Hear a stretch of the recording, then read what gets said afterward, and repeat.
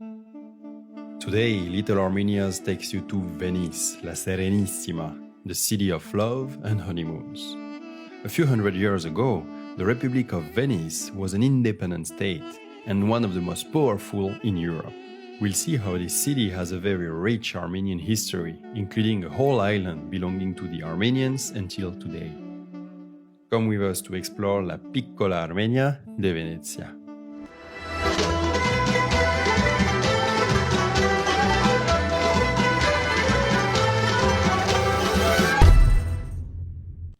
Even if today Italy is home to just a few thousand Armenians, historically it is the European country that had the strongest ties with Armenia. During the Byzantine era, for example, many Armenians settled in the southern part of the country. And until today, Saint Gregory the Armenian is venerated in cities like Nardo, Naples, and Palermo. By the 13th century, the population of the Italian peninsula increased significantly.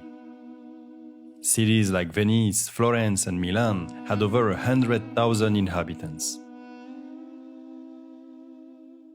The development of commerce attracted a lot of people, and the Armenian Kingdom of Kilikia signed treaties with Venice to allow Armenian merchants to work in the city. So in the 13th century, a hospice was built in Venice to house the first Armenian merchants, just a few streets away from the famous St. Mark's Basilica. Later, a chapel was founded on the site of the hospice.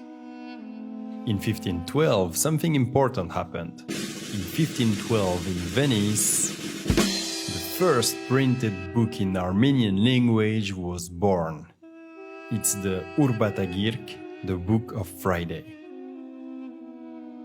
This time was like the golden age for the Armenians in Venice. The merchants were part of the New Julfa Armenian network, bringing, among many other things, the silk to Europe. New Julfa is the Armenian neighborhood of Isfahan, the capital of the Persian Empire. And the Armenians of New Julfa had one of the most efficient trading networks in the world, with colonies in dozens of cities from Manchester to Kolkata. The richest Armenian family in Venice was the Shahrimanyan family, called Seriman in Italian. Their palace is still called Palazzo Seriman until today. And later, the Armenian chapel officially became a church, Santa Croce degli Armeni, the Holy Cross of the Armenians.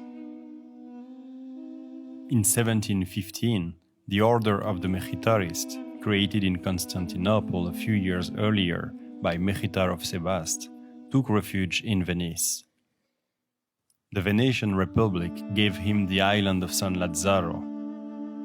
The island was quite isolated from the city, and it used to serve as a quarantine place for lepers. Mechitar and 17 other monks cleaned the island, cultivated its soil, restored the old buildings, and enlarged the island to about 4 times its original area. In 1740, they built a library, which has now more than 3,000 Armenian manuscripts, the third largest collection in the world after the Matenadaran in Yerevan and the Patriarchate of Jerusalem.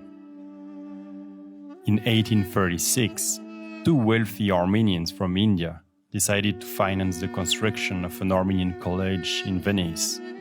Managed by the Mechitarists, the Collegio Armeno Murad Rafael will train many figures of the Armenian intellectual elite until 1997. Today, the Collegio hosts exhibitions staged by the Venice Biennale, along with a small museum of the 2018 Armenian Revolution and a center of Armenian studies, the Centro Studi e Documentazione della Cultura Armena.